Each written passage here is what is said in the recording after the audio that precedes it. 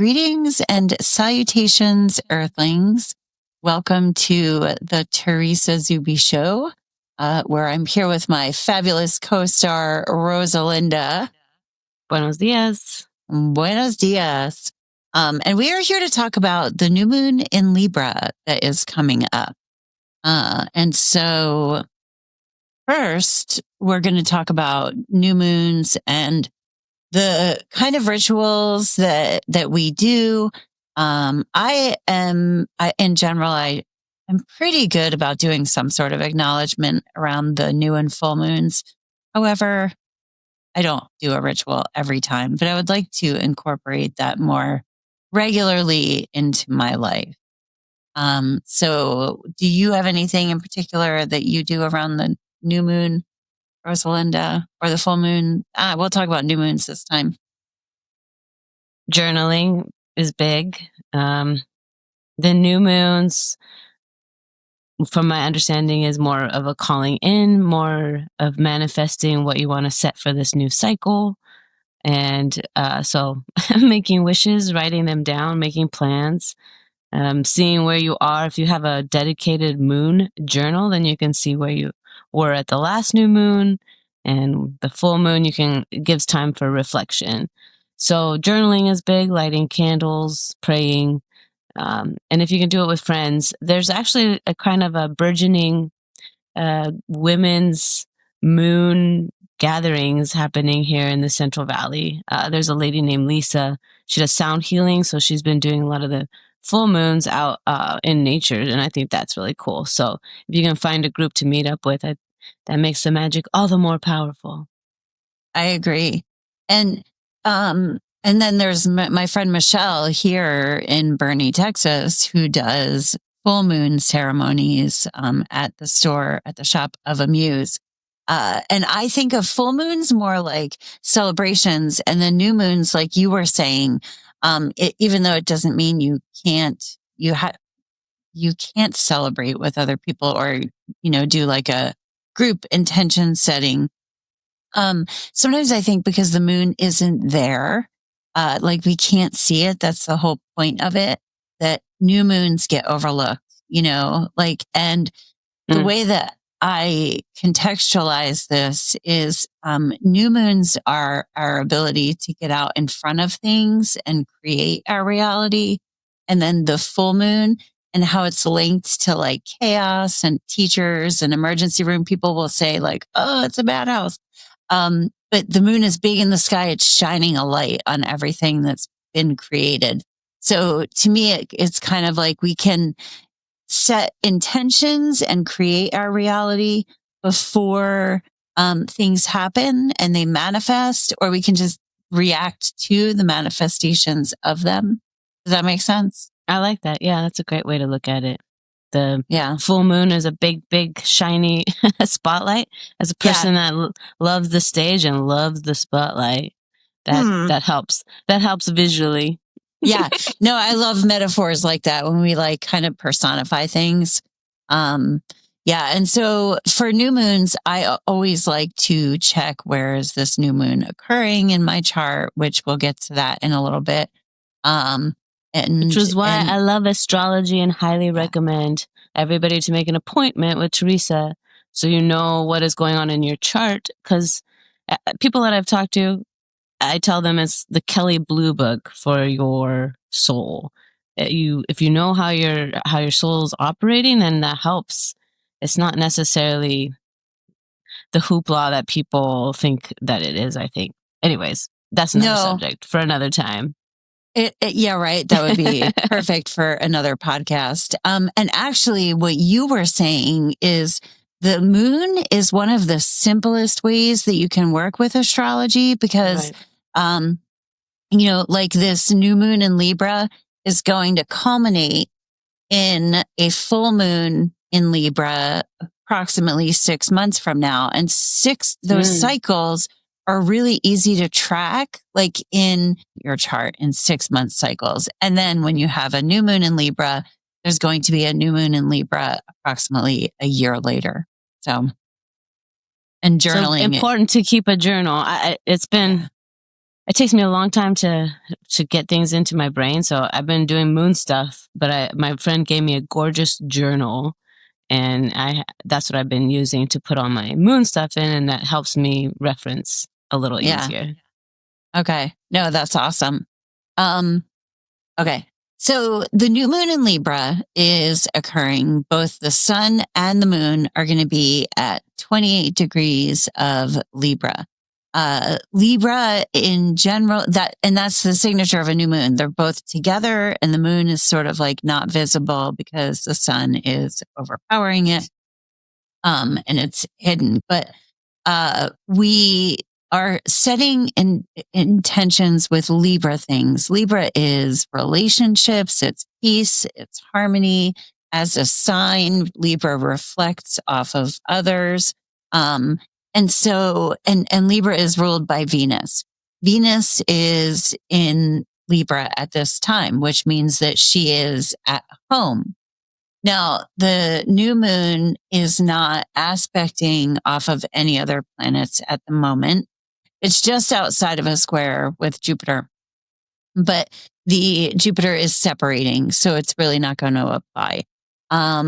Venus is not aspecting anything else either. So what this means is that we have a lot of energy activated in whatever house Libra is in our chart. And that means that Libran things, we're looking for peace and harmony. What I'm feeling like the signature of this new moon is going to be, who are the people that reflect back to us what the best of ourselves?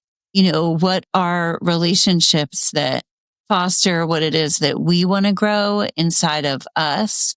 And then this will be more individually recognized or realized in the area of our life that is ruled by whatever house it's in.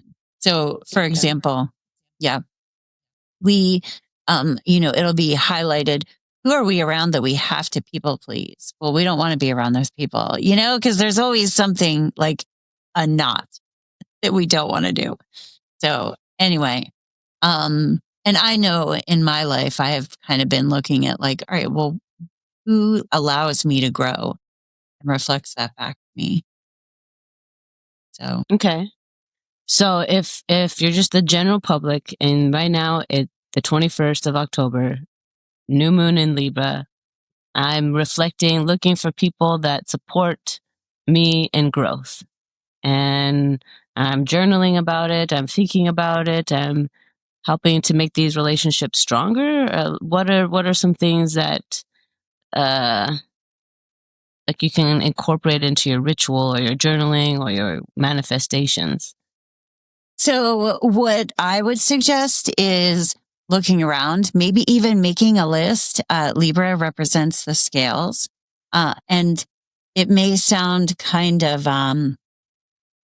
caveman like. I don't know why I'm thinking of that word, but really make a list of, who benefits me, who detracts from me, and why do I prefer the company of this person or whatever, and then we can also look at ourselves and how supportive am I? Do I cut other people down? Do I, or am I supporting other people and doing what they want to do? And that can get into like doing a shadow work journal of am I acting out towards other people because I'm not being supported in what I want? But basically journaling about your relationships. And specifically, we can kind of look at in your chart, this Libra new moon is occurring. And thank you for sharing the date. I forgot that. Is occurring in your third house. Okay. So the third house is your communication, speaking your truth, the things that you're learning and talking about. And so for you, journaling actually specifically would be applicable because it is your writing. But looking at who allows you to speak your truth, where are you able to be yourself? What is it that you want to learn about? And you might even like read a book, because the third house is not only what are we what are we talking and thinking about, but what are we consuming, as far as periodicals or books or anything like that goes. So you could journal about who speaks to you personally and supports your voice. And then you could also go out and get a book, even a book about relationships, because it is tied into relationships in general.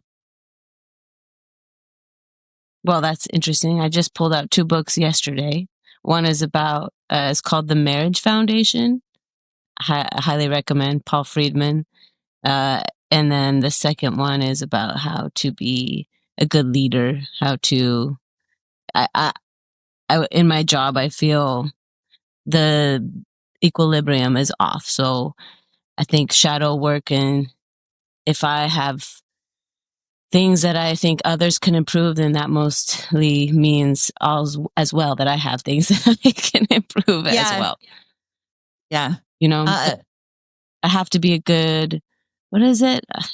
You have to be a good follower to be a good leader. Yeah, I really believe that. And maybe it's, with Libra in general, and especially with this new moon, look at areas of your life or where you feel like you might be picking on other people, because even if it's in your head, because that's often not the dreaded head. Yeah, exactly. Don't go in there. Don't go there. Yeah. That's oftentimes where it is that actually we're struggling, So, and I think it's funny that you just pulled out books, because I find this all the time when people are getting readings and stuff. They're like, oh, wow, I was doing that. And to me, that's saying like, you really are aligned, but it's just so nice and to be able to glimpse at something or have an external reinforcement of the direction that you're going, or feeling like emboldened kind of on your path. For me, this new moon is happening in the area of service to others, which is service to self in general is often a forgotten lesson of the 6th house. And coworkers, how we take care of our health, how we take care of our body, and diet and all of that. And so I'm going to set intentions around my physical health and putting myself before everybody else, in the sense of I need care, because it's very necessary right now, because I feel like I've been running myself ragged for other people who don't ask me to run myself ragged for them. It's just a habit that I fall into. But anyway, and that is reflecting back to me. It's reflected back to me in my relationships of like, I know that people need care, but I'm not good at doing it if I'm not taking care of myself. I before we all fall. I love that. I had a girlfriend share that, and when I first heard it, it kind of struck me as like, that's not the way it's supposed to be. So it took a long time for me to finally internalize. I mean, we've had all these idioms of you can't fill others' cups unless yours is full. Oxygen mask. Oxygen mask first. You really have to put that into your head on a daily basis, especially I think Americans. I think our culture is so driven on go, go, go all the time. And then I think of Tobias. He's like, where are we racing to? Why are we in a rush? But when you're in a rush, I think you forget about eating. You forget about going to the bathroom. You forget about refilling your water bottle. Like, I got to do this stuff, So you can't do anything if you're half dead. Yeah. So. No, exactly. And that's why I think this new moon, well, and with ritual, as far as we were talking about a ritual for the moon goes, this is Libra is an air sign. So this is new moon in an air sign. And love me some air signs as a fire sign. I know. Air signs are more intellectual. Yeah, get your fire going. And air signs are in general more intellectual, but some of the tools as far as a ritual that goes with air signs would be like lighting a stick of incense, or, even though like lighting a candle still, like doing all of those things, because you have the air to ignite the fire, which is why air signs and fire signs generally are like, copacetic. But yeah, just like lighting an incense stick, or even going out and looking at the night sky, just in any way acknowledging something that is air or sky in quality. Meditation would be great if you're down with that. Yeah, but that would be like a great way to acknowledge it. Everybody get outside on the 21st. And so many people don't even go outside anymore. I know. We're all indoors. Yeah. We're indoors, or like go outside and just breathe in the air, like take a big deep breath of air. You like what Tobias says, one full conscious breath. Yeah. Be still and know that I am God. Mm-hmm. Yeah. And just, set intentions around bringing in the right people for you, people who balance you or bring harmony into your life. Trying to think of like, there are a lot of intentions, but especially when like for me, us doing this and actually you doing this also is sort of a reflection of areas that we are seeking out, this third and sixth house stuff. I will be setting intentions around finding coworkers, or moving forward peacefully and in a harmonious way with people, because the sixth house is also coworkers. So I get to create my own coworkers. It's nice. Beautiful. I like to be your coworker. Welcome to the break room. You. That's right. That's right. Oh my God. Well, now we got to go back to work. I know. We're getting there. Just wait till we're famous. Yeah, exactly. I think I'm going to set some intentions around. I need to sit my butt down and write. I love writing. I love writing scripts. I have this whole idea in my head right now with my nonprofit. So I need to sit my butt down, because the coworkers are there. The people that want to support have said that they will support. So I need to do my part and bring that to fruition through writing. Mm-hmm. No, and that's incredible.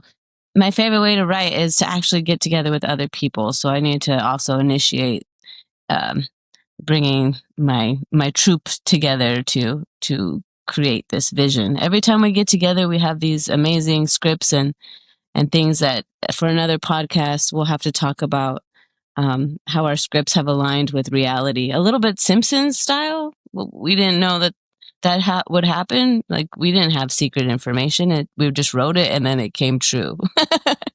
Oh my gosh. No, we'll definitely have to do like synchronistic stuff, or like I see it like kind of waves, like you throw a pebble in and then it sort of echoes out, and the small to the large scale of how you see things. I would love to do one like that. Sounds good. Yeah. Well, thank you, Rosalinda, for being here with me. And thank you to our viewers for stopping in. I appreciate the support that we're getting as we're beginning this. And I think we're finding our way. We're finding a rhythm. Yeah, we're getting there. Keep on going. Keep on keeping on. That's right. We're going to press it. We're stubborn. I am stubborn. I'm quiet about it, but I'm stubborn. Me too. Yeah, you will be my coworker. Yeah, exactly. Anyway, thank everybody for stopping by, and we will see you next time. Love you all. Bye. Bye.